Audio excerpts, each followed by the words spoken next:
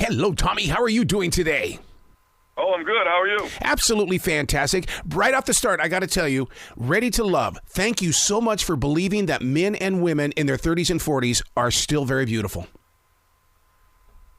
Oh, I do. And their 50s, too, because I'm one of them. Well, I was talking to a book author yesterday that says that the older we get, the more we love life. And both of us are at 50s, and it's like, yeah, I do love life more than I did when I was a 20-year-old. Oh, definitely. I love it, and I respect it a whole lot more. Yeah.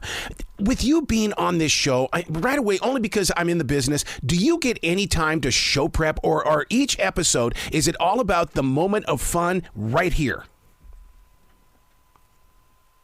A lot of it is. A lot of it is right in the middle of the moment. There's not much script other than me welcoming people to the show, and once we get down into the questions between the females and the males of me in the lounges, it's just open game, man. Whatever happens, and I think that's when you see pure and genuine moments, and you see vulnerability of these members that are trying to find love on this journey. So yeah, there's a lot of the 98%, I would say, is in the moment, unscripted. Yeah. The show we're talking about is Ready to Love on OWN. Don't you think, though, that what you're doing on this show subliminally is you're teaching people how to have a conversation instead of just sitting there using our thumbs to send something out, but you're physically putting us face to face with others? Yes, definitely. And I think that is really more important. That's one of the biggest important things, is that we're so used to having a relationship at our fingertips by sending a text or whatever else you want to call it when it comes to communication. But when we're talking about face-to-face and sitting down, I think that is what controls and runs this journey, that makes it a lot different. And it's something that they're probably not really used to anymore, and that changes the game. My wife and I were having a conversation about you, Tommy, and she says that you are the perfect example of what a great image consultant is. Do you agree with that? Oh, my God. I'll first and foremost, thank you. I don't know. I try to be a good example. I try to give advice from what I've learned, and from being married 22 years, and even watching my parents who were married until my father passed away. All I know is till death do us part. Yeah, that's all I know. And there's no option outside of that. It's ride or die. And I just try to be a good example and try to, teach people on the journey, different options of how to make solutions, to fix problems with better solutions, and opposed to let's leave, let's break up, let's do this, let's do that. This isn't working. I just think that there's a better way. Oh, my God, you're using my favorite word there, solutions. I have used that in so many different leadership roles where it's like, whoa, hold on. I know you're having an upset day.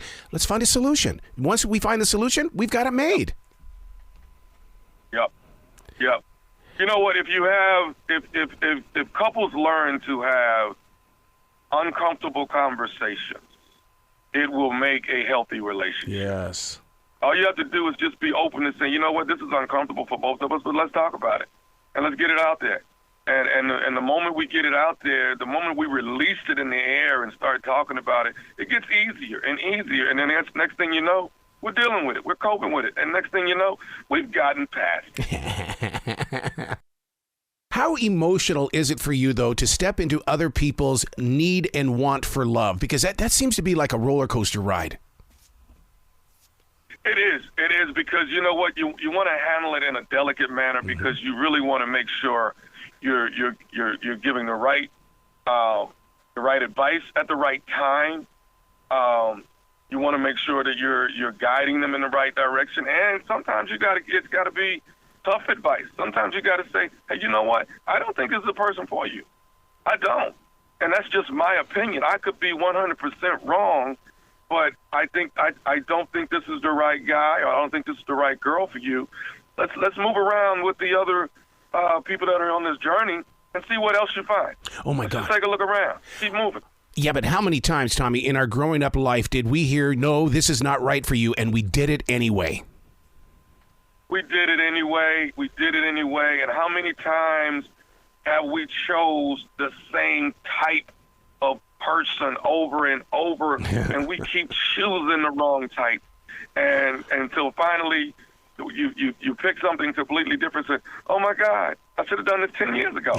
I should have really done this 10 I don't want to say I wasted time, but it took me this long to learn something. Yeah. See, that's every bit the reason why I'm a defrag journalist, in the way that what I do is I'm whatever's going on in my day, I sit down and I ask the questions and then I question the answers. Because if I am going to repeat the same habit over and over again, I'm going to catch it on the page first.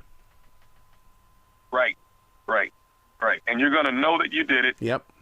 And if you keep going, then it's just on you. If you do it again and again, it's on you. You read it, you saw it twice, you saw it 3 times, and you kept doing it. So is it, for you, is it the same creative endorphins being on TV versus that live stage, or is it a different form of endorphin that's moving through you? It's different. Is it? On stage, stand up. Let's just say stand up. On stage, it's a different beast. It's there's a different adrenaline running through me, and my I don't know if you ever seen me work, but it's I'm telling a story, and it's through laughter, but it's so much energy and so much emotions. Comedians are probably the most serious people walking around. Yeah. So there's a lot going on. There's a lot of emotion, and there's a lot that you're trying to there's a story you're trying to tell, and if you tell it the right way, it's very emotional. Even though your audience is cracking up, you're delivering this emotion that you've been dying to release, whether it's all week or all month or however often you get on stage. And I try to be on stage at least 2 or 3 times a month. Yeah. See, and I've always thought that comedians and going to a live performance is the modern day medicine man or medicine woman, that we're going there as viewers to release what it is that we've got stuffed up. And it's you guys that are helping us find that peace.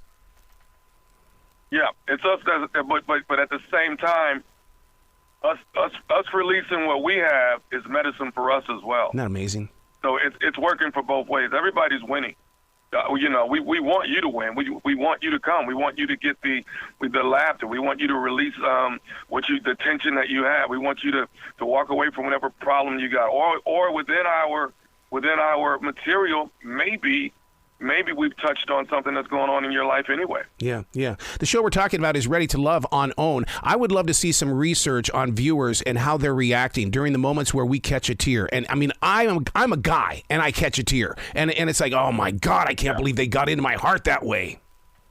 You know what? I would love to see that. I would really love to take a poll on how emotional people get throughout the journey and see some of the reactions. If I could get reactions on camera while people are actually watching Ready to Love, that would be exciting for me. So I'll know what's this journey in light. At what points in the journey is it really a tearjerker for people? Wow. Tommy, you got to come back to this show anytime in the future. The door is always going to be open for you. Thank you, man. I feel blessed. Thank you so much. Will you be brilliant today, okay, sir? I will. I never heard that before. Thank you. I will.